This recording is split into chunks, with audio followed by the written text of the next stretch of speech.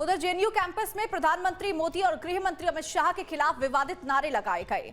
इसे लेकर अब सियासत गर्मा गई है। बीजेपी ने नारेबाजी करने वालों को देशद्रोही बताकर हमला किया। वहीं पूरा विवाद दिल्ली दंगों के आरोपी उमर खालिद और शर्जील इमाम की जमानत याचिका खारिज होने के बाद शुरू हुआ। इसी को लेकर यह रिपोर्ट देखिए।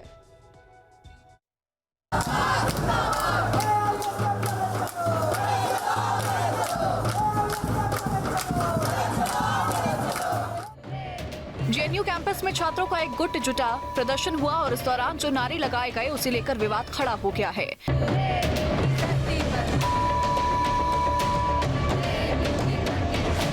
दरअसल दिल्ली दंगों के आरोपी उमर खालिद और शर्जील इमाम की जमानत याचिका खारिज होने के बाद जेएनयू छात्र संघ ने प्रदर्शन का आह्वान किया था। इसी दौरान सबरमती हॉस्टल के बाहर विवादित नारे लगाए गए। इस दौरान प्रधानमंत्री नरेंद्र मोदी और गृह मंत्री अमित शाह के खिलाफ जिन शब्दों का इस्तेमाल किया गया उसे लेकर गंभीर सवाल खड़े हो रहे हैं। दिल्ली दंगों के आरोपियों के समर्थन में हुए प्रदर्शन का वीडियो वायरल हुआ तो इस पर सियासी संग्राम भी छिड़ गया। बीजेपी ने नारे लगाने वाले की मंशा पर सवाल खड़े किए, जबकि कांग्रेस ने इसे विरोध करने का तरीका करार दिया।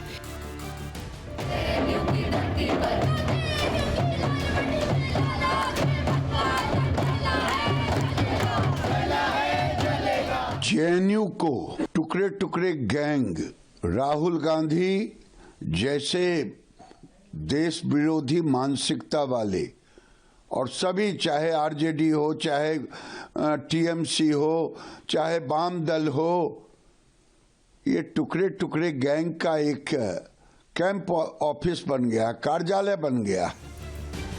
जेएनयू में लगे आपत्तिजनक नारे पर यूपी के डिप्टी सीएम केशव प्रसाद मौर्य ने कहा कि ऐसे सभी लोगों पर हमारी नजर है, कानून अपना काम करेगा। जो नारे लगाए जा रहे हैं, जो देश के विरुद्ध आचरण करते हैं, उन सब पर नज़र है। और जो भी सोचता है कि माननीय प्रधानमंत्री जी के विरुद्ध नारे लगा करके, माननीय प्रधानमंत्री जी के विरुद्ध कोई बयान दे करके और वहाँ कोई स्थान हासिल कर लेगा, तो ये समझ ले कि कानून उनके खिलाफ अपना काम करेगा। जेएनयू में उमर खालिद और शर्जील इमाम के समर्थन में हुए प्रोटेस्ट के आपत्तिजनक नारे लगने के बाद बीजेपी नेता और मंत्री जयवीर सिंह की प्रतिक्रिया भी सामने आई।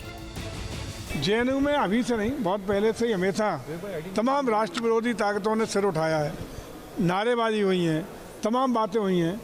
इन चीज़ पर विराम लगना चाहिए और निश्चित रूप से इसका संज्ञान हमारा गृह मंत्रालय भारत सरकार लिया होगा, उसी के मुताबिक कार्रवाई भी होगी। वहीं ओपी राजभर ने कहा कि ऐसी गतिविधियों पर विराम लगना चाहिए।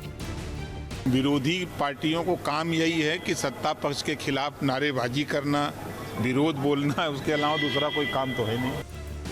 सियासत का आगाज सोमवार को ही हो गया था, जब सुप्रीम कोर्ट ने दिल्ली दंगों के आरोपी उमर खालिद और शर्जील इमाम की जमानत याचिका खारिज कर दी थी। शर्जील इमाम और उमर खालिद को कोर्ट से राहत नहीं मिली, लेकिन दिल्ली दंगों के ही 5 आरोपियों को 12 शर्तों के साथ जमानत दे दी गई। कोर्ट के फैसले पर सियासी गलियारों में जुबानी जंग हावी हो गई है। आपको बता दें, दिल्ली में फरवरी 2020 में हिंसा भड़की थी। इसमें 53 लोगों की मौत हो गई थी और 250 से ज्यादा लोग घायल हो गए थे। 750 से ज्यादा एफआईआर दर्ज की गई थी। पूरा मामला कानून से जुड़ा है और हर पहलू को परखने के बाद ही अदालत का फैसला आया है। इसके बावजूद इसे लेकर हो रही बयानबाजी और अब जेएनयू में हुई विवादित नारेबाजी गंभीर सवाल खड़े कर रही है। Team news state.